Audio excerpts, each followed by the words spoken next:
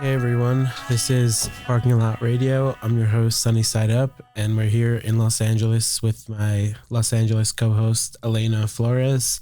What's up? And we're here with interviewing Lil Lotus to talk about a bunch of stuff. I like that Sonny went in it right away. As soon as the door closed, it was like, we're starting. Someone's got to get into it, because I feel like we're like talking and... Yeah. might say some good stuff. I don't know. So, are you originally from Texas? Yep, Dallas. Cool. So you like kind of go back and forth a lot? Yeah, I have a son in Dallas, so I go pretty much every month. Nice. Hang out. And when did you start living in LA? I was just talking about this, and I don't think I remember exactly when it started, because it was like kind of like I would visit here in increments and then stay here for a while. Right. And then I like started staying somewhere. Then I left there and I went back for a little bit, and then I don't remember when it was. You're just back and forth. I was back and forth for a minute. Yeah. So. But for like probably like five years. Yeah. So you've been here for a bit. Yeah, something like that. The first song I heard from you was "Never Get Away," and it's really funny. The reason why I saw it, how I heard about it, is because I was on Facebook. This was like 3 years ago, I think, when people still kind of use Facebook. And What's Facebook? I saw a bunch of people commenting on like an Epitaph Records post, and they were pissed off. They were like, "Yo, they're like, who the fuck's this guy on Epitaph? Epitaph changed." Yeah, they're like, "Yo, fuck this." And I checked it out. I was like, "Yo, this shit is sick." I expected that for sure too, because I was like, "This is the first of them signing somebody like this in our world or whatever from the new generation." And I was like, "Well, I'm gonna get all the beatings first." Yeah. So I expected that. But it's still pretty fucking badass either way. Yeah, it was sick for me, because for me, I was like, when I grew up, or when I was growing up, I would look at the thumbnails of like music videos, and I'm like, "Oh, these guys look cool. Like, who is it?" And I'd see the little Epitaph thing in the corner, and I was like, I'm going to listen. And I found most of my favorite bands that way. Yeah, shouts out to branding, right? Yeah. Like with that little logo. Branding. Epitaph's like one of the, they have one of the highest selling indie albums. I think it's Offspring Smash. Oh, really? It's like the most sold indie record ever in the world. Yeah. That's fire. So they're just like a fire label.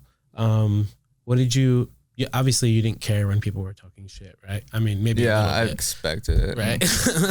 But at that point, you're like, I'm on Epitaph. Fuck, who cares? They hate us because they ain't us. The anus. Yeah. And then I saw... It sounds like they hate us because the anus. I didn't say it. I wasn't going to say it. But. Yeah. And then I saw the video for Body Bag, and I thought that was cool. And that sample is 187 by Census Fail, right? Yeah. Hell yeah. Shout out Census Fail. How did you link up with Cold Heart with that? That song? was because of NetArb. So the beat. Yeah, so the whole thing was he hit me up and he's like, "Let's do a song. Let's I don't know, I guess he had been listening for a while or something like that." And he's like, "Let's do a song." So we did this song called Alone, and it came out on his page.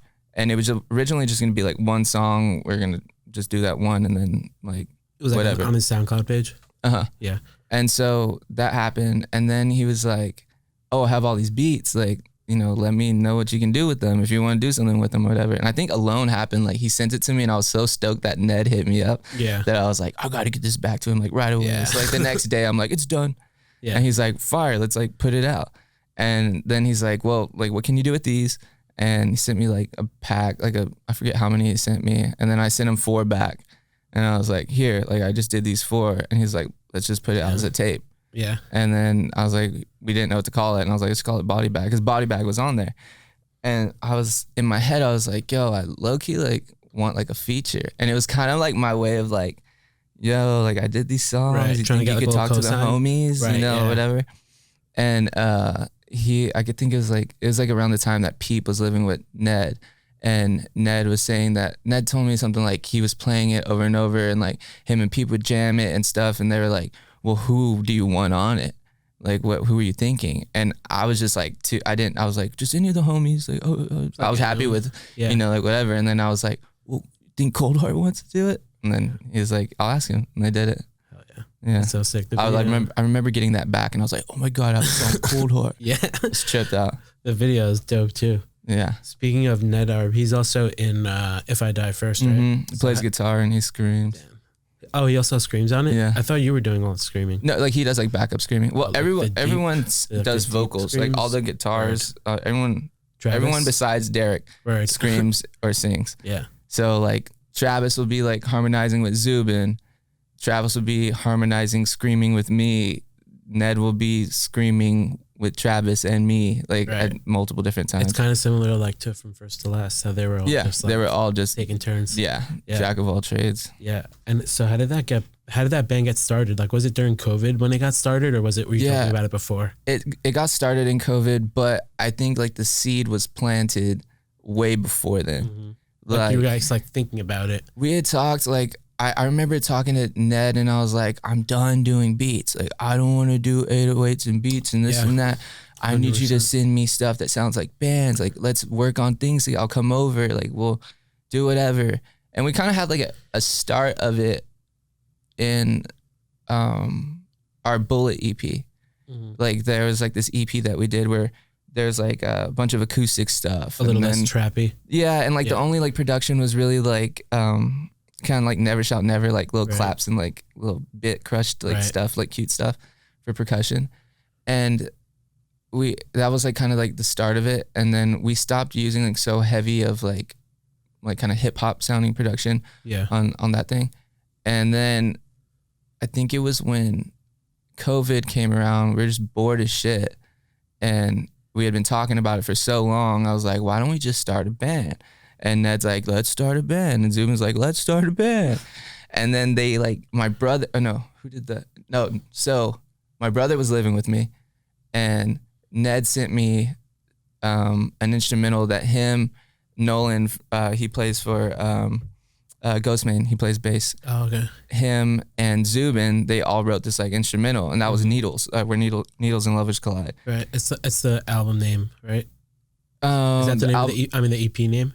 No, EP name is My Poison Arms. Oh, word. But did you make a video for the Needles song? Yeah, that's the first music video. That was the first song that we did, and like, that was fun. Yeah, that was a dope video. But yeah, so they sent it to me, and my brother's living with me, and I was like, yo, like open up this thing. Like Ned just sent me this track. Like I didn't know what it was gonna be, or he kind of showed me like a video, but I didn't know like how cool of band vibes that I was looking for that we were all talking about because we hadn't done anything like that yet. Yeah. And they sent me that and he was like, we just all did this, like see what you can lay down on it. And like within like that night I sent them back my part and we're like, let's leave a verse for Zubin and then let's have Zubin sing on all these parts and then let's like just start building from there. Yeah. And so I did that and then sent it back and then we were all like, wait, this might actually be the band that we were talking about. And then we started thinking like, well, who else is gonna, besides us, like who else is gonna be in it? Like who's gonna drum? Who's gonna this? Who's gonna, and and then you linked up with Travis somehow. Travis was, he was mixing it for us. Oh, really? Yeah. And he was like, if you guys need a guitar player, like, let me know. It's so and we're like, okay, like legend. Yeah. Like, and then he's the biggest legend. Yeah, we're like, that's sick. Like, fuck yeah, let's do that. And then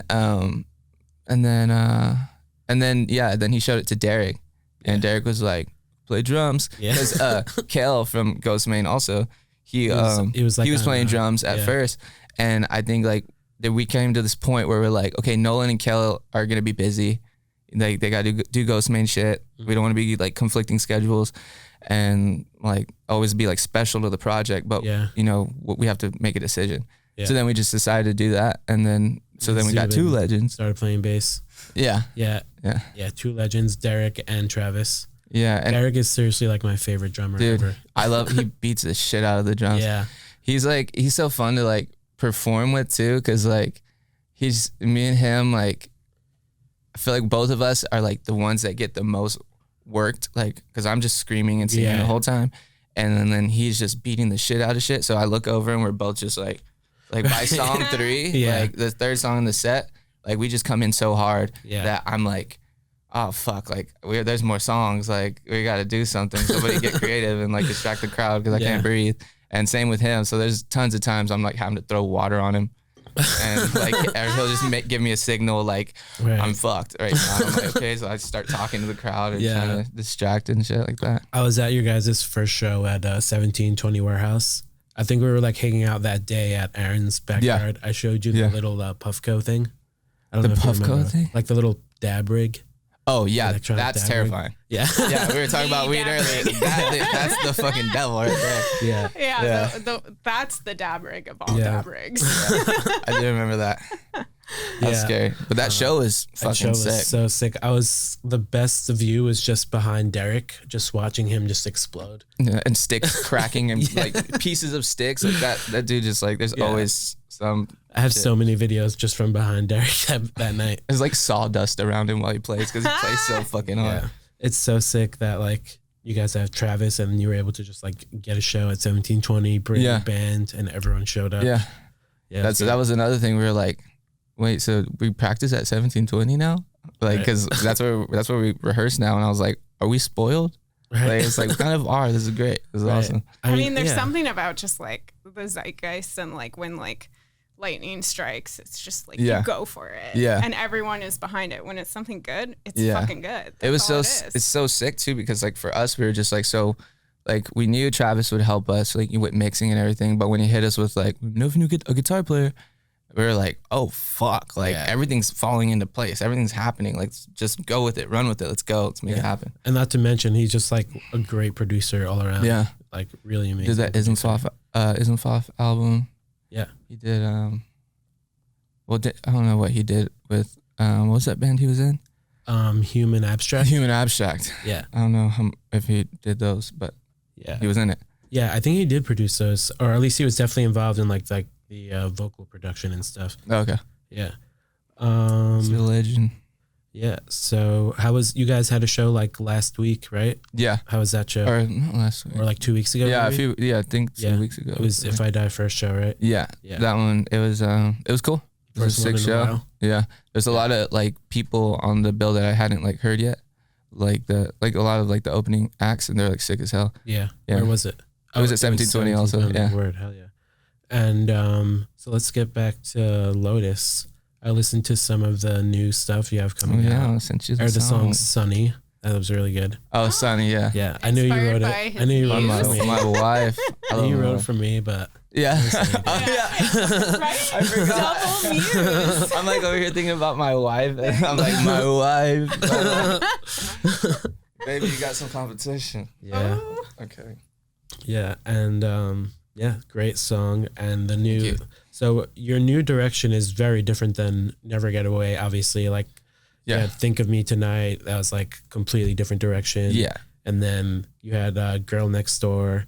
That was like a kind of mix of both. It was kind of a little, like you had a little electronic drums. Yeah. But now your new stuff is just all like full band. Full band. That's sick. Yeah. There's one song, I don't know if we sent that's one song, but all the ones I heard were just like full band. Okay. Like emo. There's one we've got a little acoustic hyper pop vibe. Oh, really? I don't want to say hyper pop, but that's the nearest whatever, like thing to grab at. Yeah. And you had, I like the song I Liked You Better as a Ghost. Yeah. Where there's like, I was listening to it in the beginning. You weren't sure if it was going to go like screamy or not because you hear some screams. Yeah. And then towards the end, you get the big scream. Yeah. Yeah, that was fun. That one, did you hear that one with a feature or without a feature? I don't know if I noticed there was a feature maybe. Who's featured on it? So now we have a feature on it. It's Alexis Monroe. Oh, sweet. And she signed us to Marion. She just put out like I didn't hear that. I didn't hear a girl in there. Super sick ass song with them. She put like a verse on it or? Yeah. Nice. So now it's like super feudy. Yeah. It's like, no, I hate you. No, I hate you. Okay. Yeah, it's really you guys sick. are going at each other? Going at it, yeah. Mutual hatred. Oh, yeah. I have a question like screams. Like, do you like have to like train your voice for screams? It's a very pedestrian question, but like, how do I get good at screaming? Because you're really good at screaming. Yes. I think that I'm like, oh my God, you suck so bad. You have so much, so much further to go, and like you gotta whatever. So thank you. That makes me feel really good. Yeah. But it was an accident, I think. Right. Because I used to like scream in like bands like when I was younger, but when you're younger and you can like scream like super high pitch because like like boys get scared and they're like and they scream like super high pitched, but it sounds like super girl screaming, and you lose that voice when you like mature and stuff like that. So when my voice started maturing, I was really just focusing on singing, and I would like, I just wanted to sing super high. Like I was like really into like Anthony Green's vocals and like Cove's vocals. Kellen Quinn, the whole Pierce Avell thing, you know, just that squeaky, high, singy, whatever. I feel like your voice has a lot of range. I feel like you can do a lot of things with. Yeah, and I think it's because I started off one way, and then I was like, no, I want to do this. I was so indecisive that it made me become more versatile, I guess. But yeah, so like I went through like this folk phase where I just wanted to do little like folky stuff. I was super, and then that turned into more of like a Never Shout Never type thing, and so then I'm singing like super like high and whiny and stuff. And are these under the same name Lotus that you're talking about, or this is like before you even? This is just like before Lotus. This is like because I've been doing music since I was really really little. Like obviously like everyone's like, oh, singing when I was a baby. Like I was singing when I was like 4, like nothing good. Like, and like it wasn't until I was 8 that I started like writing music, like actually writing stuff like on guitar and playing around with like piano and just stuff to be able to lay something down so I could sing over. You should release an album with your 8-year-old. Dude, my son has this like really good song called Rainfall. He plays on piano. Really? Yeah, and he will play it over and over and over and over. He made it? Yeah, he plays like piano, ukulele, guitar. Damn. Like he's Do you produce any of your own stuff? Also, are you into production? There was one song on my old SoundCloud stuff that I produced, but I don't know how to do that. Like my brain doesn't like compute that kind of stuff. I understand. I'm like that with mixing. I can tell somebody what I'm looking for, and be like, can you press the buttons to do this because I want to like something, whatever the fuck that would be. Right, you know enough to get it by, but you're not like hands on. Yeah, no way possible that I'm gonna be able to do that. And also my brain's just so like ADHD that when I start thinking of something, if it's too much for me to physically do in my head to my hands, by the time I like get tired of this, I'm already onto a different idea. Right, you'd rather work on something that you know you can do. And so I'm just like, well, which one am I gonna get to first? And I just don't have the capacity to do it. I wish though, maybe one day I'll sit down and try it. But no, what was I saying about? See, there we go. I'm like, what was that? What were we talking about? I think we were talking about. I don't know. What were we talking about? Oh, like your voice and. Oh yes. Yeah. So that I was like singing all kinds of different shit, and then when I started like singing like super, like a lot higher stuff, and my voice was still kind of changing. I started noticing like my voice would go into this like weird like scream when I would get to like these certain notes, and I was like, oh, that's just like the sweet spot.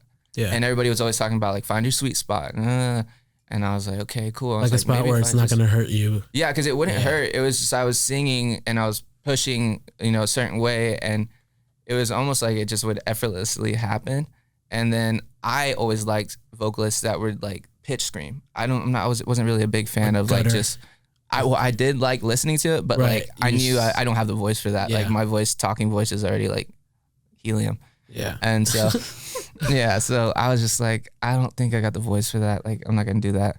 But I remember. I started playing with it and singing things that would get me into that scream. Yeah, and singing in that key, and then more of getting comfortable in that, just going straight to that voice from back and forth. And then I just go back and forth into it. But I still, I've never experienced like pain or like where I get off stage or I go home and I'm like, I don't have a voice. Like I've never had that, like unless I got sick from like, I don't know, like got the flu or something like that, or, or whatever. Licking the floors off the bed. Yeah, and I'm like, I'm not, yeah.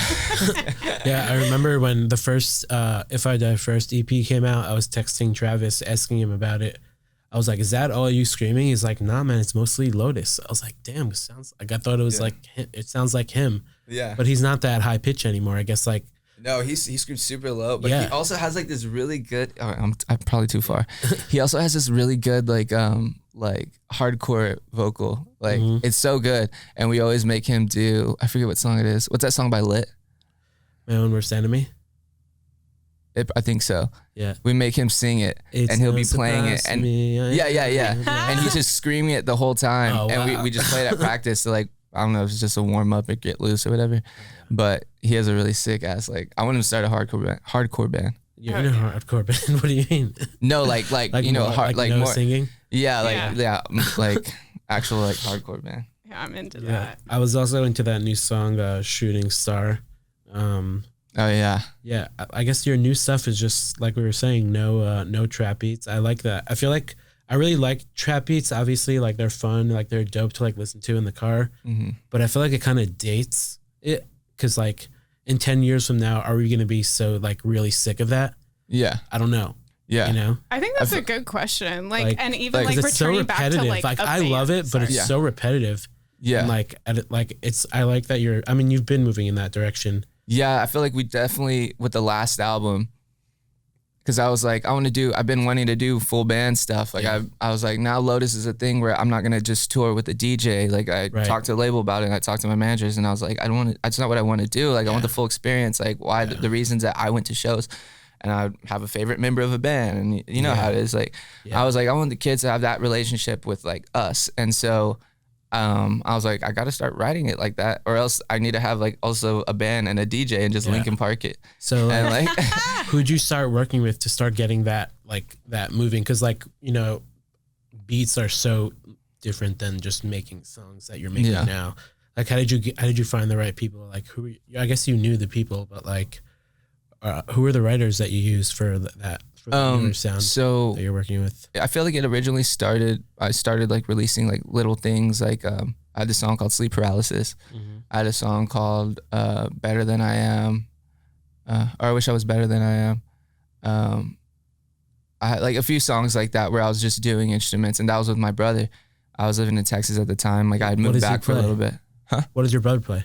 Everything. Oh, my brother's like my brother's musically like just really fucking good. He's like a better singer, better guitar player, better producer, better everything. I mean, he is. I mean, between me and him, he's the only producer. But sounds like you have like a full musical family. Yeah, we definitely have like we definitely have a whole musical. My stepdad is like my dad was a singer. My stepdad is like a sick ass guitar player. That's sick. My like on my mom's side, like that whole fam, like my grandpa, her dad, they were in like a Tejano band. Like they would like tour and all this stuff. And so everybody, and does you grew music. Up around it. Yeah, I grew up around it.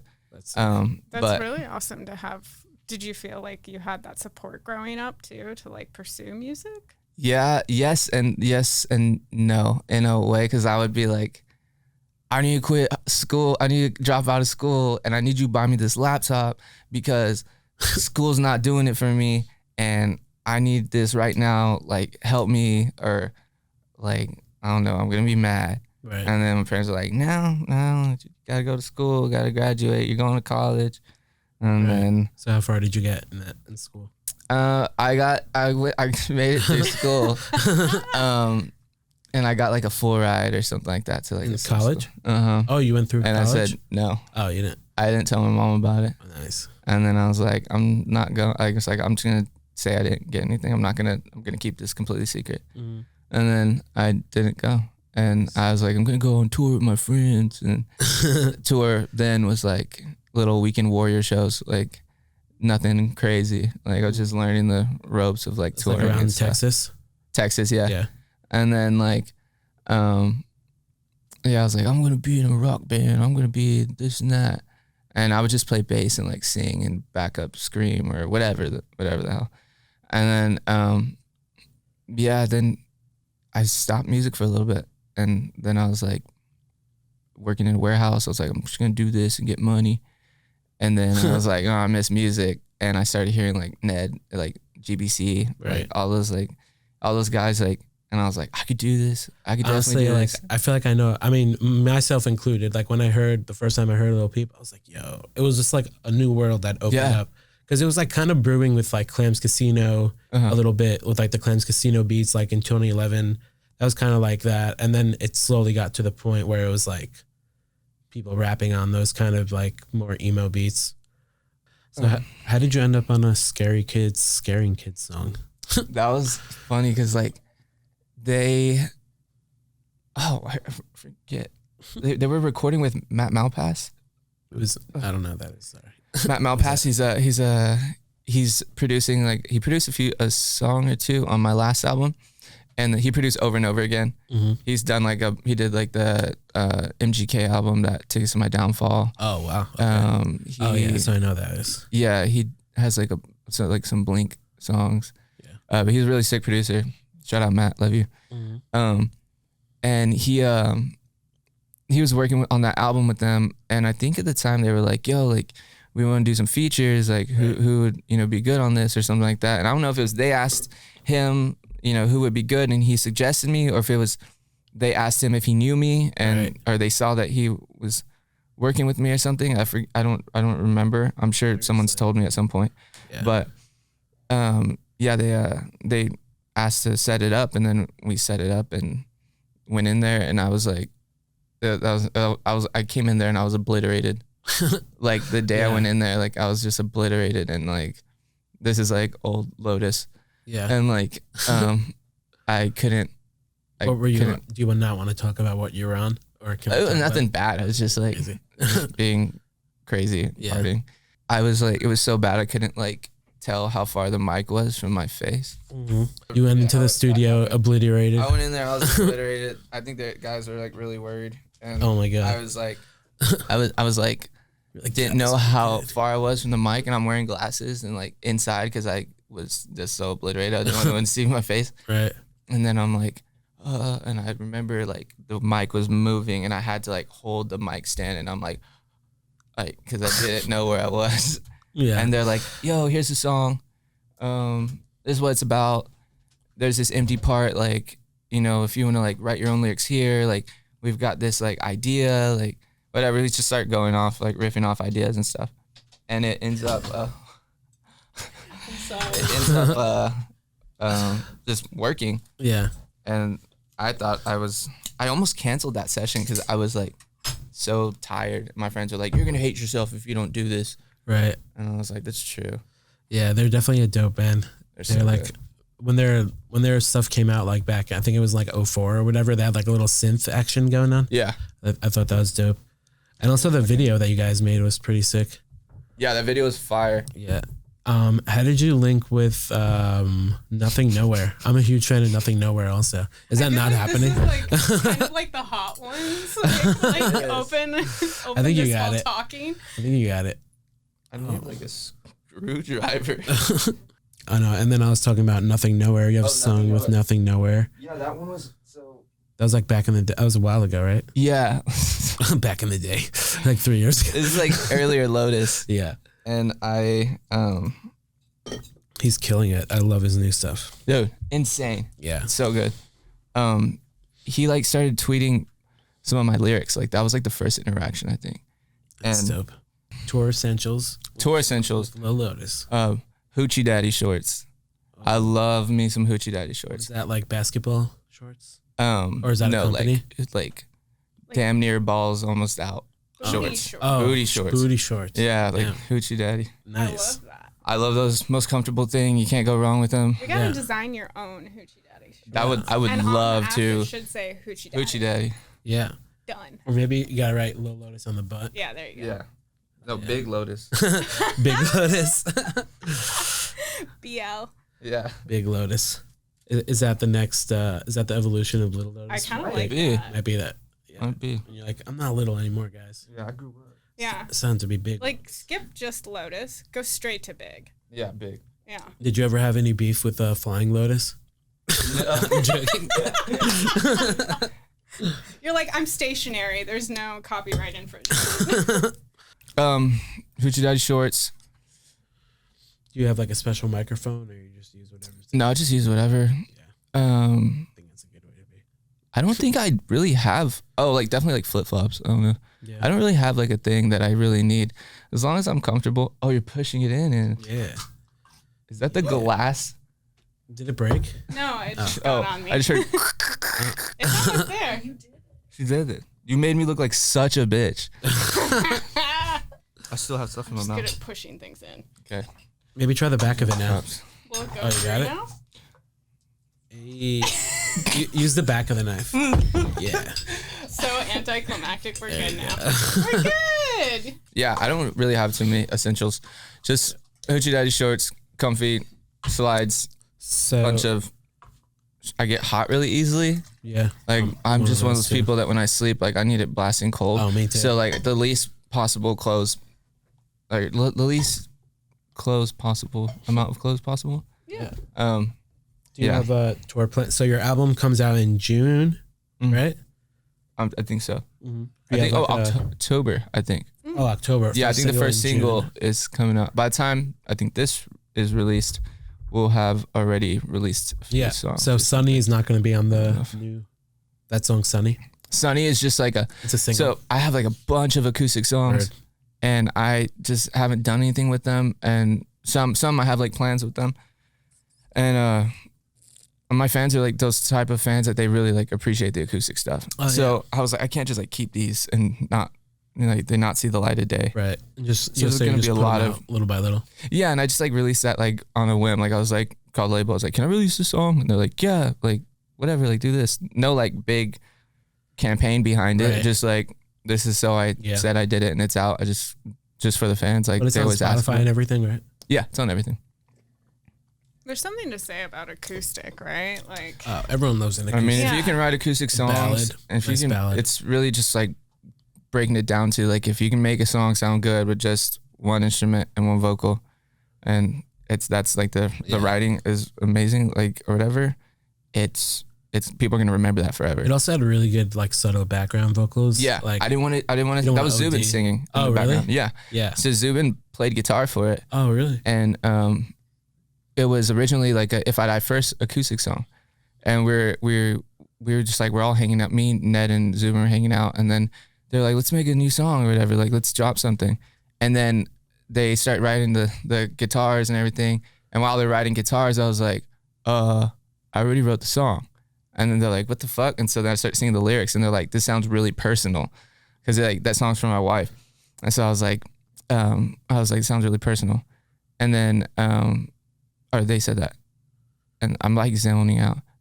They said that, and then I was like, okay, cool. Like, do y'all still want to release it as If I Die First? Like, what's the plan? They're like, no, you just keep it. Right. Like, just we just did this real fast. Like, whatever, we'll do like another session where we like do a band song or whatever. Yeah. So, and it was just simple. So I was like, I'm just gonna leave it as is. That's just the way it was recorded. Like the day of, we didn't even go through like a mixing session or anything like that. We just kept it like that. Yeah, with an acoustic song, you kind of want all the little extra like bits, and you just like need all the grit. You don't want. I love like when you have like the room noises and stuff. Yeah, and, like, exactly. Somebody drops something, or somebody says like somebody knocks at the door, or somebody like shut the fuck up. Like also the acoustic guitar like that makes so many sounds that are like you have to like mix out. I know whenever I mix an acoustic guitar, it's like sounds you don't expect. So it's like you just leave it raw. It just like feels like very like weird harmonic-y. Yeah, exactly. Yeah. And like the pick hitting the strings and all that. All the brushing. It sounds really good. Yeah. So do you think you're going to do a big tour for the album? Definitely. Yeah. I don't know what, like, I know that it's not planned out yet. We haven't like talked about what the tour will be, but I just have a feeling this album is like the album, like it's going to be an album. It's like the last album, it was like what I wanted to do. It came out sick. I loved it. Error Boy, but it was like we're still making progress into this like more genuine me, and like the new sound. We moved to like the full band sound, but we hadn't pinpointed like the like characteristic of it. Yeah, like the soul of it. Yeah. And I think now with this one, with the people I was working with on the album. Started off, I was working with Mike and Joe Pepe, and they're these two. Do you know Mike and Joe Pepe? Okay, they're these two twins, and they're fucking amazing guys. I fucking love them. Fucking brothers, I love them. But when we make music, we just like we have the same mentality when we're like writing stuff. Like when it feels like we're our own band, like and like it just felt real genuine, and everything that I really wanted to say and every way I wanted it to really sound was really coming across. Every single session. started canceling all these different sessions just because I was like, I just want to do this album with you guys. I want to do this album with you guys. Once you find the right we just people, clicked and it just fit perfect. Yeah. Are there like themes to this album that like you like work through like in a higher level of just like, this is what it is and what it means to me that feels like good for you and different, rather like just a different question, I guess, getting emotional with it. Yeah, and I mean, I think that way a lot of the time, so I feel you. With this album, like the last album, I usually write about like relationship-y stuff. Right. And it's always kind of like, you'll have some upbeat, type, production, but I'm saying some close to home type shit, right. Like hitting close to home. And this one, I feel like is really honest with that, but it still has that like, almost like death.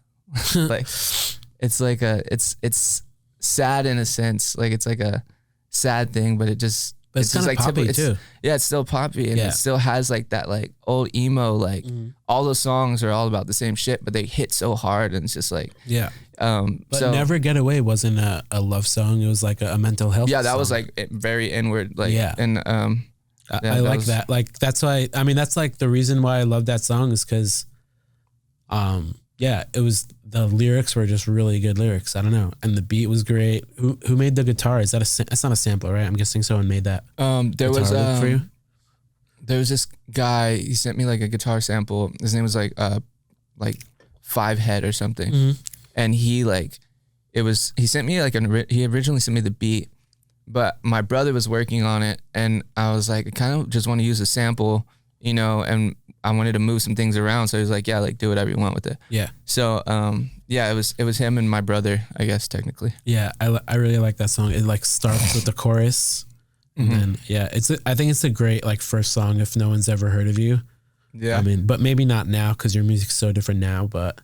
Is it okay? So do you think it's so different? It's not so different. Like you're like the vocal, like it's not like the writing isn't different, just the production really. Oh, okay. Yeah, I agree with that. But like, people will judge on the production, I think. Not like, oh, this is mixed bad. I think they'll just judge on like the overall, like how the song is. When you think of like listeners instead of like other musicians that listen, they'll probably pick at other stuff. But if they don't know about like that whole movement, they'll just be like, oh, it sounds like Lil Peep. Yeah. Yeah. But it really doesn't. I don't think it does. Yeah. Yeah. Yeah, that song has a lot of like mental health, struggling. Will I ever get away? It's like, I guess it's about like, will I ever get away from like this shit show, hometown, or no? Actually, it was what's that theme about? I don't know why I keep going back to the song, but I really like it. It's like talking about. It's like in my head, it's hard to get around and get so lost, and now I'm taking all the back streets. Yeah, and like I have BPD, and I've been pretty outspoken about all that, and I've spent a lot of my life like self-medicating, and I've spent a lot of my life like denying it sometimes, and trying to just soften or silence out like all the stuff that like sometimes I feel too much, sometimes I feel nothing at all, sometimes I am my own worst enemy, and that's everybody's, every human, like we all have like that battle one way or another, of course. But when I got my diagnosis, I was like, okay, this is why everything is so extreme. It's not just like, oh, I wake up and I'm sad and whatever. Oh, no, I'm fine. Like it's like a chemical imbalance. Yeah, it's like there's a lot of there's a chemical imbalance. There's a lot of things that just I don't get over. And some things I probably will never get over. Some things that I'll learn to like deal with and whatever. But at the end of the day, like that song is really just like me admitting that like you're kind of like, it's real. Like and when you say it, it makes it true. Yeah. And it's like, okay, well I gotta say it. And then I'm like trying to get away from that. And I think like in that I'm like giving you the whole like no, I like this. Story. This is what I want. Yeah, no, so it's like I want to get away from that stuff, and I guess in a sense some people would think you're stuck like this forever. Like, right. no one's gonna Don't want wanna you. be No one's like gonna fuck this with you. No one's, forever. yeah. Right. Like, Yeah. It's like, Is it gonna be like this forever? Am I ever gonna be Right. okay? Like, am I ever gonna get better? Am I Yeah. ever gonna, you know? And then we start seeing like the greener pastures.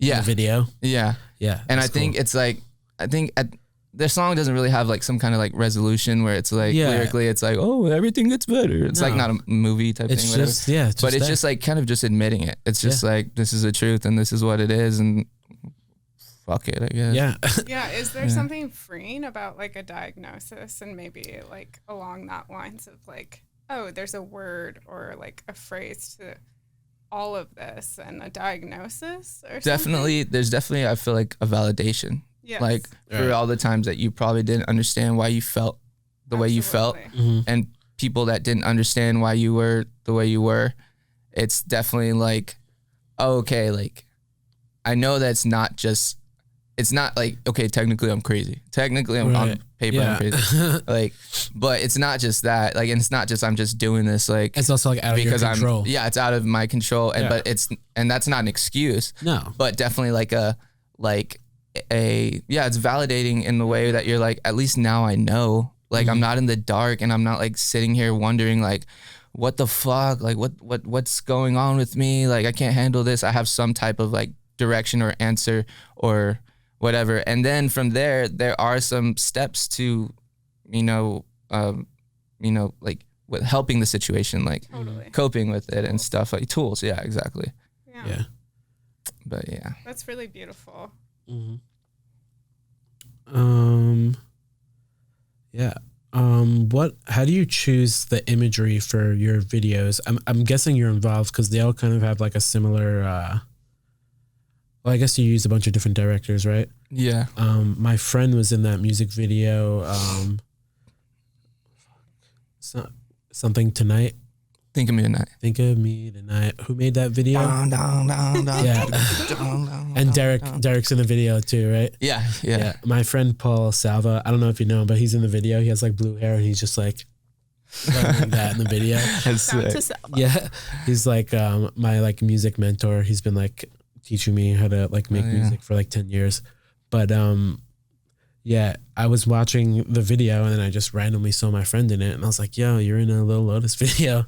He's Dude, like, oh shit, I forgot. there was way more people there than I didn't even know. Like, There's a lot of what like the- little cameos in there, right? yeah, because usually, so Pixel Face did that one. That's who it and was, he did that one, and he did the song with Chrissy Costanza, Romantic Disaster, Mm-hmm. and then he did there was one other one that never ended up coming out because I had this bright idea, we did it, it was executed the right way and everything, and then with the song it just didn't add up, and I was like, I think I fucked up and I said the wrong thing. Right. Sorry guys. And they're like, okay, well, like let's do the Girl Next Door video, and Right. that like took the place of Yeah. the other video. But he did those videos, and that day was like the first video. That day was that was like the shooting of the first video I'd ever done with him, so I'd never met him. And I saw the treatment and everything. And usually people will be like, oh, this is a treatment and we're gonna have a bunch of people here. And then there's not really as much people as like, you Right. thought were gonna be there, whatever. Mhm. This bitch was packed. Yeah. Like he just had like all, and I've seen people, I was like, how did you know to be here? They're like, Right. dude, yeah, like we got this thing like to be in the video. So he did really good with casting. Yeah. And so it really just felt like an actual show. Yeah. And I guess I was just kind of a little bit removed from the process that I didn't know what I was walking into. And he's like, this is what we're gonna do. That's He's like, hilarious. perform this. I knew I was gonna have to perform the song. Yeah. And he's like, we're all at a party. And, have you seen that video of him where he's like, dance on a dead man or bounce on a dead man? If you do what I say, you're gonna look fucking tight. No. Oh, Dude, that's amazing. it's on like Vice or like Yeah. Noisy or something. And it's so fucking funny. Yeah. Wow. I love the Girl Next Door video. I spoke about it. Aaron was like the second guest on this podcast. I spoke about it with him. It's really like the best video ever. Dude, I rewatched it like, I watched it today just to like refresh my memory. Yeah. dude, I Yeah. can't You believe we guys did made it. out. We were like talking about it, and I think like originally like we had like had this idea where we like kicked the girl out of the party because she like is trying to play both of us, and Right. And then we do something, and it was just gonna be like, oh, we just kick her out of the party, and then we just keep partying. right. And then I was like, wait, what if like That's me. we get like married? Yeah. Like, and then she was like pissed in the background. Like, yeah. We should have made her the flower girl. Yeah. That was so good. That's so good. Yeah. Do you think that's like your favorite video? Like, what's your favorite video you worked on? I would say that probably is. Not to play favorites. I but love the what's NASCAR one too. Yeah. The which one? NASCAR.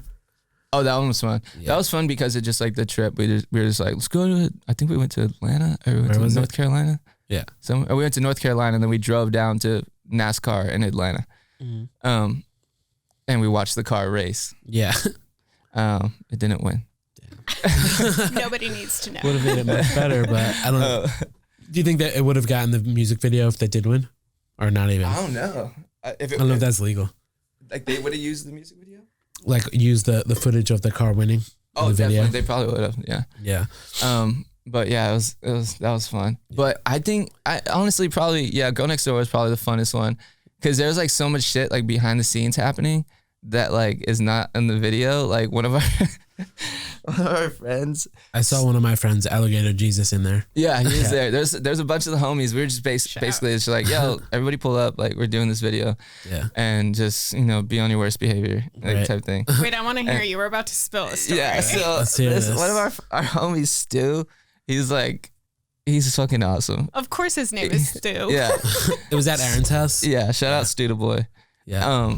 He was like, he showed up and I don't know, some people showed up and they were already like on a bend or like some people were just like obliterated already. Right. And we're like, one of our homies shows up with a tattoo machine. Oh my god. And he's like, Stu goes, I'm going to get the name of the song tattooed on my arm.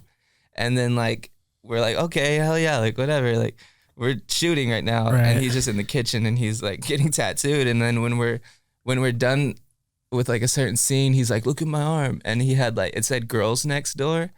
And like, we like saved the stencil and everything. But he was just like, this new song, right? Girls Next Door. We're like, it's Girl Next Door. And then he's like, oh, whatever. That's just so funny because if you got to know Stu, it's That's amazing. Oh my good God. story. But that yeah. sucks for him, man. There's like so much other stuff going on. Like, People getting into fights or something. no, not That fights. would've been cool on the Surprisingly. video. But I don't know. Everybody was just being bad. And then it was so hard to like shoot the marriage scene. Mm-hmm. And like, cause me and Aaron, like, we're like looking at each other and I'm like, I have to look at him seriously. Right. And like, he was fine. Like Aaron's really good at like, like, Well, and he's a cold, beautiful like doing man. cold face. Yeah. Right. He can do like he can hold his face. And like me, whenever something's funny, like it's replaying in my head over and over and over. And I'm like cracking up in my head. And I couldn't stop laughing. Yeah. And we just kept, I was like, the longer I keep laughing, the more we're going to be here shooting this scene. How long did was that video shot in one night? All that was one that night? was all one night. Wow. You guys are Really, there was only crazy. like hard, like there was probably only like 2 hard parts to shoot where, like where we needed to do things the correct way. Yeah. And then everything else was just like everybody hang out, party, sing your verse and just do what you usually do. So that one was pretty just run and gun, but the marriage scene was so hard because I wanted so hard. Laughing. I wanted to laugh. Look, marriage is hard. Marriage is hard. Yeah. That's fucking Ball hilarious. and chain. Yeah. Yeah. So obviously you sing a lot about mental health, but that makes sense now because you told me you have BPD. Yeah, I'm crazy. You crazy, buddy. Don't mess with me, man. Don't mess with Texas. Yeah. Damn, I should have worn my "Don't Mess with Texas" shit. Wait, so does your wife live with you in LA or is she in lives Texas? Okay, Yeah, sweet. we're living. Oh yeah, you already asked where I was living. Yeah. All right. Well, I guess we can wrap it up unless there's anything else you want to talk about. Shout outs to anyone or follow Lil Lotus. Shout out everybody working on the new album. Matt Malpass, Mike Pepe, Joe Pepe. Shout out Nick Casa Santos. Shout out Knuckle Puck. Oh yeah, I saw them live. They're pretty good. Yeah, they're really good. Everybody else that's working on the album too.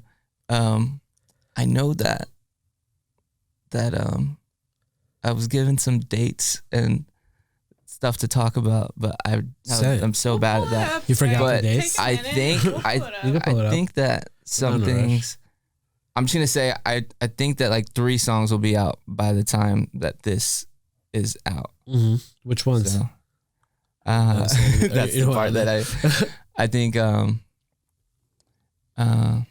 Actually, I don't have formal names for songs yet, so I can't even say them. They're all just like demo. Yeah, but we'll have like 3 songs out. Do you know the name of the album yet? Name of the album is Nosebleeder. Nosebleeder. What does that come from? Yeah. Nosebleeder is it was more like a visual thing that I had. Yeah. And since it's like about a lot of like the album's kind of relationship-y, a lot of internal things too. I don't know. I just thought of that being like migraine-y, nosebleedy, like very just like a lot of pressure up here. Yeah. Type thing. And I just visualized like some girl like bleeding me upside down. Okay. Just draining me for everything I have, and like whether that girl is like a I was gonna say in a representation, like a vampiric way, or like in a like just draining you away for their like own benefit, energy. whether it's like people, like relationships, or the world, or like yourself even. You know, it's like that kind of thing. Just yeah. I don't know. That's probably a terrible explanation for it, but no NFTs. That's where I was visual. No, it's cool. No NFTs dropping soon. Huh? No NFTs dropping soon. Me? I don't even know that world. I isn't that like you can make like mad bread on that shit? No, right? it's kind of dead now. Yeah, I was dead. Like crypto's coming back. NFTs dead. Yeah, people got scared. I never did it. Like I'm surprised. So many people were hitting me up at the time. Same. To do it, I'm just like, I don't know about this, guys. Like I understood if like some people are like, oh, I know this is gonna go downhill at some point, right. And I'm gonna get in on it right now, and I'm yeah. just gonna sell all my shit, and then there's my little bag right there. Right. Yeah. But I know some people that are like, no, bro, it's the future, and I'm like, I don't see it, but cool. I'd rather an oil painting. Yeah. And also like I feel like you'd rather not just like taint your name. I don't know. Does it taint your name? I don't think a little. I mean, a little bit. I don't know. Isn't that like a funny phrase, like taint? I don't know about taint. Right? I don't know. Taint. Maybe I use that word wrong, but it just. No, you're right. I feel like it's just a funny word. I feel like the people that like both meanings of it are really right. I feel like dirty. some people can get away with it, but I feel like some people it's just like really whack. I don't know. Yeah. I don't know much about it. I have some homies that are like right? I guess it's over now. I mean, I'm sure it'll find its way back. Like I said, like crypto is coming back, but NFTs have like a sort of like pyramid scheme. So sort of like is there like an NFT that costs like $1 million or something? There used to be, but now it's all gone okay. down. Yeah. I want to know who bought that one. Jake Paul. Oh, Jake Paul bought $1 million. Logan Paul, or one of those guys probably. What? Yeah. And it's probably worth nothing now. Even if it's worth nothing now, like it's worth half of what it was worth because the actual money that they bought it with is worth half of what it's worth. Oh. You know, like the crypto money. I feel you. Yeah. But on top of it. It sounds so it's only worth that much Ethereum. if somebody will buy it. Right. Like, and you can't go and like trade that in for cash, can you? Yeah, I mean you can. Oh. You still have to pay taxes. Yeah. Because I know nothing about I was just making an NFT joke because like it's so corny at this point. It's so weird. What if I would have came in here and I was like, bro, NFTs, like imagine you were like you need to get in on this, bro. Like imagine you brought like a physical NFT, like they're not fungible though. You can't hold them. Yeah. Isn't physical NFTs just pictures on your phone? Like, wouldn't that technically be one? I mean, you could screenshot it. Yeah. Well, there's just like Don't tell anyone. People are getting mad about that. Yeah. Like, stop screenshotting my NFT. Screenshot my stealing. Yeah. That's crazy. Well, there's tons of shit happening too with that whole world and like art and contemporary like writer, art. Writers like flipping the photo or like just redoing the photo. What did Ryder do? He like took all like the biggest the Bored Ape. Yeah. The Bored Ape things. Yeah. And then what did he do? He just re-released them as screenshots. Them as his own screenshots and they sued him. Yeah. How much? I don't know how much. But it's still like happening. But it's like funny because the whole point of it was like that it's not connected to like legal, like there's no, because it's like not real money. I don't know. So he was just like trolling. I think it was a really good troll. Wait, so there's like not like an NFT lawyer? Well, yeah. Exactly. That's what, exactly. You mean to tell me right. that there's no NFT lawyers? Yeah. It's not sold It's at the real Wild money. West right now. NFT judge. Yeah. Well, and then there's all this like celebrity endorsement and then like lawsuits or just like it's just really weird. It's a weird place to be in. Glad we're not in it. Like people got so bored during COVID. Oh my gosh. Yeah, I remember. We rioted. We created NFTs. We bought a lot of toilet. You started paper. a screamo band. Yes. I do have to say, like, I congratulate you from like, you know, going somewhere in your career, but then like bringing it back to your base, like a band and like the music and everything. Yeah, I feel like a lot of people think maybe it's because I'm getting older, and it's like you usually resort back to like your roots, and like you start becoming what you need. I mean, you are. There's not an act anymore, and it's like this is what I got. This is what I know from my heart, like whatever. And a lot of people like just take the other route where there's like you do things you don't want to do. Yeah, and you get paid a lot more or whatever. And some people get paid a lot more because they're doing what they want to do. Right. For me, it's definitely like this is what makes me happy, and this is where I feel the most comfortable, and I feel the most heard, and it there's definitely something to be said about like, you know, having a full band as opposed to, I've been to like shows where it was just like a DJ and a singer and like, it was good, but it really wasn't that good. I mean, it's fun. It was like, there's a time and place. It's like, if you love the song, then it's going to be great to see it performing live, but you really don't get like the full, like, you know, you don't get the full effect without a full band, I think, when it comes to like this kind of music, you know? Yeah. Or even like rap shows that I've been to, unless it was like, I think Kid Cudi maybe is like the only rap show I really like got into when I'm watching other rap shows. It's kind of just like, they're just like yelling over the beat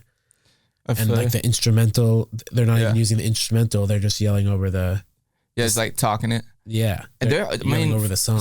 For me, there's a lot of like rap artists. Like I do this shit, but I love like all kinds of shit. So it's like, I do appreciate a good rap show. I do appreciate like a good like DIY like punk show, like or like hardcore, even some weird experimental. Like I love people playing with like all kinds of synthesis. Like stuff like that. Like just making weird sounds, making just trying things. Like I like watching people try things and like but there's a way to do all those things. And some people like they get like really big and they're not really doing nothing. You know, like there are other people that slip through the cracks and whatever. Like you're doing it, like whatever. But for me, I feel like at the end of the day, I'll be pretty happy and satisfied with myself. Yeah. Like with what I'm doing, I'm sure everybody else will too. It's definitely not an easy leap because like, you know, making beats with guitars. I mean, I don't want to minimize it to that. But it's a lot easier of a process than like, you know, getting together a whole instrumental with a bass and drums. Well, it's even more expensive when you tour. Oh, yeah. Yeah, you got to pay for the whole band. Yeah. But, you know, at least your friends are going to get to, you know, experience that. There's a testament, though, to, like you were saying, going back to, like, the core of you. And it's so funny that, like, through time and development of your career, you're just like, oh, this is me progressing, blah, blah, blah. And then all of a sudden you realize you're back to what you loved when you were 8 years old. Yeah. Yeah. And there's something beautiful about that. Yeah. And I think it's like very like parallel to like your life too. Like if you like for me, when I started making more decisions like with my music that were more true to me, I started also making decisions in my life that were more true to me. Right. Like whether it's like my friends or whether it's like, you know, I'm going to go to bed early or I'm going to stay out late or whatever, you know, like it's like, when I started being more me, like I started feeling more me at home too. Right. And it's just like, I don't know, it's so genuine and organic and yeah. So definitely, I think I'm just getting older. I love that. Yeah. I could end on that. I'm old. You look really young. I'm very old. You're still in your 20s, right? I'm 29. Yeah. All right, you're fine. I just turned 29. Nice. Like Happy last birthday. month. Thank you. Yeah, happy birthday. And your name is John? No. Cut that out. Yeah. Okay. Your name is I'm not gonna say. No, my name is John, but my mom calls me John, and my wife calls me John, and I think those are the only two people that call me that. Not anymore. Does everyone else call you Big Lotus? or Lil Lotus? No. Oh, actually, whenever I would like post these videos with my son, everybody's like, he's Lil Lotus and you're Big Lotus. So yeah. What's your son's name? Luca.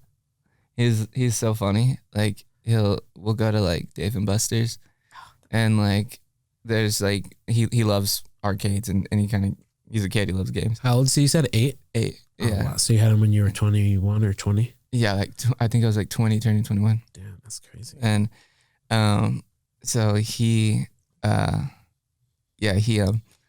he'll see like people come up to me and like want to take a photo or like, yo, like I love your music or whatever. And he just walks over and he's like, yeah, my dad's Lil Lotus. And like they're like, I know, like he's like I fully like your dad's aware. music. And he's like, yeah, but he's like wanting to steal the show. Like this is Right. his moment. Like Yeah. I brought the moment to him for him to own it, and now it's all his, and I'm just a background Do you see him character. like getting into that? Getting into music? Yeah, I mean, he said he writes his own piano. music. He Maybe he can produce stuff. Yeah, too. you gotta get him so on the he's computer. starting to learn like a bunch of. I got him this like one of those like keyboards that you have like the drum machine and you have Yeah. like all this different stuff, and I was showing him like what everything does. I leave the room and then I come back and he's like, "What does this sound like?" And he starts playing like different songs. And he's really into that guy Suburban. I don't think I've ever heard of him. He has this song called. Bring him on the podcast. No. He's just like. We're gonna be interviewing your son in 10 years. It's kind of hopefully. like the guy version of like Billie Eilish, I would Okay. say, because it's like that spooky, weird, Pop.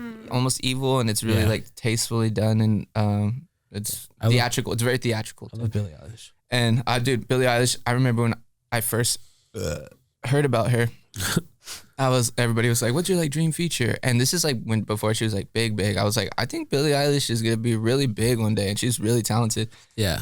And then like I kind of forgot about it for a while, and then next thing you know, I like saw her like big as fuck, and I was Yeah. like, what the fuck, Big dude? as I was fuck. like, okay, like You hear that, Billy? Yeah. Yeah. I saw her at Bang my Coachella live, and I heard like 1 or 2 songs before that, but after I saw her live, I was like, yo, she's fucking dope. yeah, She was really good live.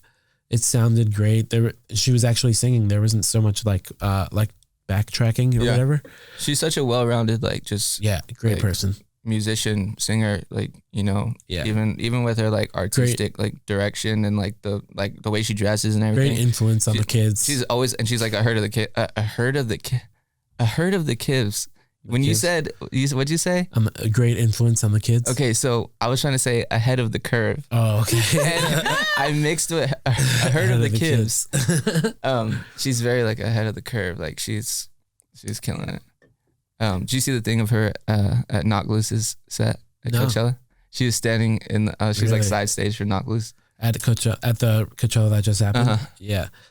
I saw them at When We Were Young festival. They kicked ass. They're really good. They always do. They were like, out of all the bands that I saw that night, I think their crowd was the most hyped up crowd. Yeah, Like, we played. What was that festival? Texas. So What Fest. oh yeah, Shout out Mike Zimmer. In Orlando. you played with If I Die First or Lil Lotus? I played with If I Die First. I played with Lil Lotus. Oh I my played God. with Scary Kids, Scaring Kids. Jesus. And I played with Boyfriends.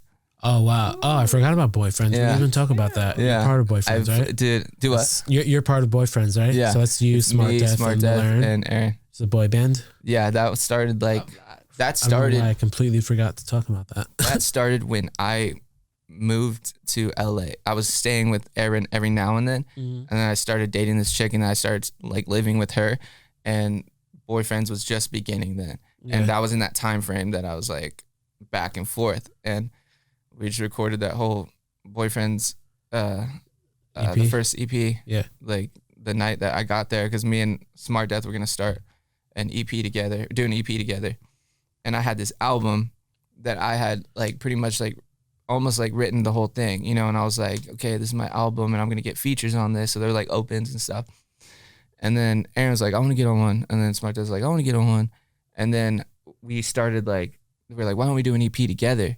So then we started going through these songs and the beats that I had and like everything that I had on my computer. And I was like, we could do this and start mixing, matching things. And then we just started creating this EP and putting all these verses on different beats and different songs that some already had stuff. Some were like in the process of, you know, being finished and stuff. And then we were like, let's just name the project or the EP Boyfriends.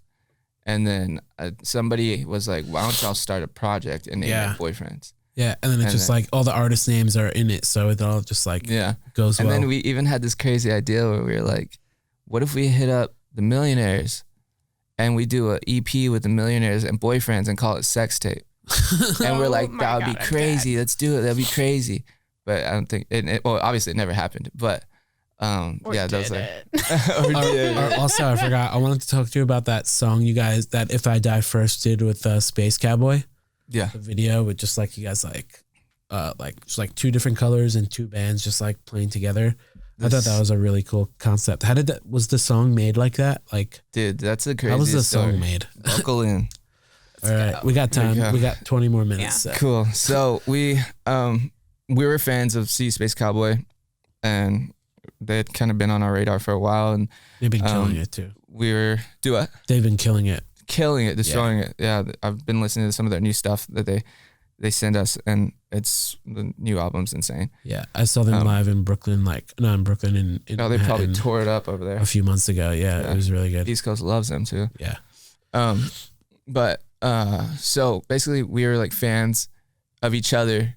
I met up with Connie. I was like, had like this apartment like over like in Culver City, and we did this like, it was like New Year's Eve or something. Connie comes, stays at my house, and we're talking about projects, and we're talking about, I think we had already started If I Die First, and she was listening to the new stuff we were working on, showing me some of the new stuff they were working on, and then we'd always talked about, let's do like a song, let's do a split, let's do whatever, and then we set aside the time to go out there to San Diego and all just like hang out and work on stuff. And we had been hanging out like in between that time. We were already really close as friends. Like we just, I feel like once you're friends, it's much easier to make music together. It was so easy. Yeah. And then we go up there to San Diego. And we're like, let's book out this week and let's like, write all the songs.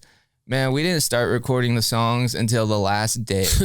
Like we were just partying. Like there were some very disturbing tapes of that whole experience. We wanted to put it into this like docu-series type thing. But it was too hardcore. Of it because there's so much of it. And it's just, it's bad, but it's good. It's like, it's so funny. Right. Like it's so funny. You got to drop it on OnlyFans maybe. We probably should. That's what it is. That's what we need to do. Yeah. Drop it on OnlyFans. Make some money out of it. Dude, yeah. And no one will. It's very like lost tapes, like pulled down. Crazy stuff. And so we start recording, like finishing up all the guitars like on the last day, and we're like, this is what we have. It still wasn't like finished all the way. We didn't even have vocals. And they were gonna drive over to LA and we were gonna shoot the video. We shot it at 1720 in the oh really? Yeah, in the like audience area. Wow. Just like on the ground. Yeah. That's so weird. I don't know why that felt so awkward, like the audience area. Right. I can't even picture how that happened. Yeah. That's cool. I'm not familiar with that area. What is that? All I know is the stage. I've only been in the back. Green room. Honestly, I always say whenever I've been like, I've DJ'd a bunch of times at 1720, but my favorite place to just hang out in LA is like 1720 when one of my friends is having a show. Yeah. And I'm just like in the back talking to everyone. I agree. It's just like almost always, whether it's an electronic show, whether it's like a screamo show, it's just like all the same homies always there. It's so funny too, because like whenever like people are in there, it's like everybody like, oh, I know that person from Instagram. I know that person from Instagram. It's like, I wonder how many like followers we all have if we add all of our followers together. Like, that's why with our powers combined. We'll be like, we could take over the world. Do you know that guy, David Dobrik? He's like that YouTuber guy. I didn't know who he was, and I met him like backstage there because I was opening for one of his friends. I was like DJing the opener for one of his friends, and I was just standing there talking to him for like maybe like an hour. And you had no idea who he was. I had no idea who he was, and everyone else was like bothering him and shit. You should have been like, yo, so you're security, right? Yeah. Or like, can I see a wristband? Yeah. Can I see something? And then like I saw him like leave and like he like parked like where no one else parks, and he like got in a Tesla and like left. And then I saw like the next day on YouTube, he was like giving a Tesla to his friend. It's like, oh, I fucking know that guy. Yeah. That's funny. He did this thing where he had like Borat pull up. Oh yeah, I saw that video. That was so funny. That was so cool. But anyway, so basically Going they all over come the place. over there and the song's still not finished. So we had 2 teams. We built that whole set ourselves. Right. So we go to Home Depot. All of us go to Home Depot. Everybody pick up boards. Everybody pick up whatever. Load it all in. We get to the venue. We have paint. We have all the other things that we need. And we build all the walls. We build all the like braces for behind the walls. And we still don't know what this music video is going to be. Like, we still don't know. Like, we just know that's going to be. It's going to be split. We should just perform it in this room. And we have this idea of like, maybe there's some feud and we're switching members every other shot and whatever. So yeah, it's like interchanging members. And then we're like, should we just fight? Like, we should just beat the shit out of each other. Are y'all like, do you care if I hit you? Right. Okay. Do you care if he hits you? Like, okay. It was all consensual. Yeah, it was all, everybody sign your waiver. And we're just like, yeah, just fuck each other up. Let's do that. And then like, that idea didn't last too. There were some like real hits and there was some real moments where we were like, fuck, like you hit me too hard or did something, but we were being more protective about it because we're like, we're gonna have to do multiple takes of these, like right. So and like you had like fake blood and then out like, of your mouth. Yeah, so we were kind of like more strategic about it, but we had 2 teams finishing the build, and then we had a floating writing team. So me and Connie would go from the upstairs. There was somebody working on guitars and working on certain things and the drums and everything. Oh, you were making the video at the same time? At the same time that we're finishing vocals on the song because we didn't have vocals on it. That's insane. We had some vocal ideas, and we knew which parts we had specific ideas, like the part where Zubin's singing and it's just the keys and then like, and then we're all like dead. We wanted a part that's like the under oath, like drowning in my sleep. We wanted something where everything falls out, and we kind of had something like that, but we wanted like this weird noise under it too. So we're like, let's do something like that right there. And so we already knew that vocal would have to be something like that, but we didn't know what it was going to be. And then like me and Connie are both signing off like what vocals are going to be for each of our parts, each of, everybody that's singing. And everybody else is building. Then finally we get to the point to where like now Zubin can come in and do his part, and now so-and-so can come back and do like certain harmonies, or somebody can do, backup screaming and whatever. By the time we finish all the recording for the song, we're pretty much almost done like building the set. And then we're like, everybody, when we're done building, everybody come down, finish the building, and we go upstairs and everyone memorize the song. Oh my God. That's crazy. Like, imagine if every song you had to make a video at the same time. Yeah. It was kind of a beautiful thing. It was really sick, but it was the longest day of our lives. That sounds insane. And we started like mad early. Like we started. I would like, never think that would butt happen. crack fucking day, and like fucking boom, Home Depot.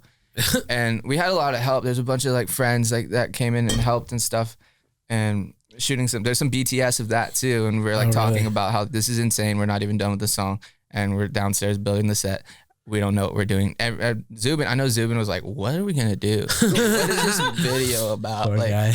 And then we're like okay, you fight you, and then we pretty much learned all the parts. We might have had like a few vocal takes like in there, but there should be a documentary just about that. Yeah, it's documented. Yeah. But yeah, we need to put it out. Yeah. And like so in real time iterations from both visual and song, like that's crazy. Yeah. You don't hear that much. Yeah, Like without like composing something no, it's like one or the other. Like Yeah. that's something beautiful. Yeah, I don't hear that often. We finished it, and then we all were like, do you know your parts? Everyone know your parts. That's also the day that we met Derek, and he was our new drummer. Oh wow. So we had never even. Was he in the video, or he was in the video they for have a the little other bit. drummer? So they're like, yo, this is Derek. Like, you know, he's gonna drum for us, and yeah, he's gonna do a part in the video.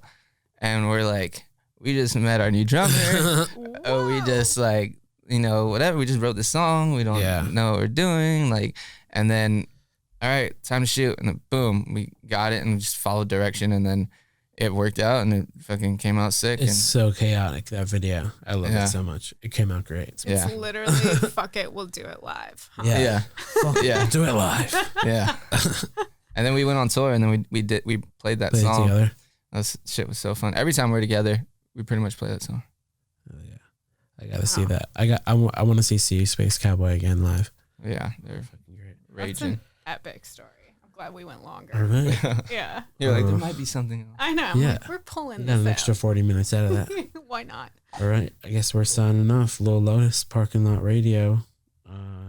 No NFTs. None of them. No NFT lawyers Sorry, either. guys. If you're lost, you can look and you will find me. Time after time. If you fall, I will catch you. I'll be waiting.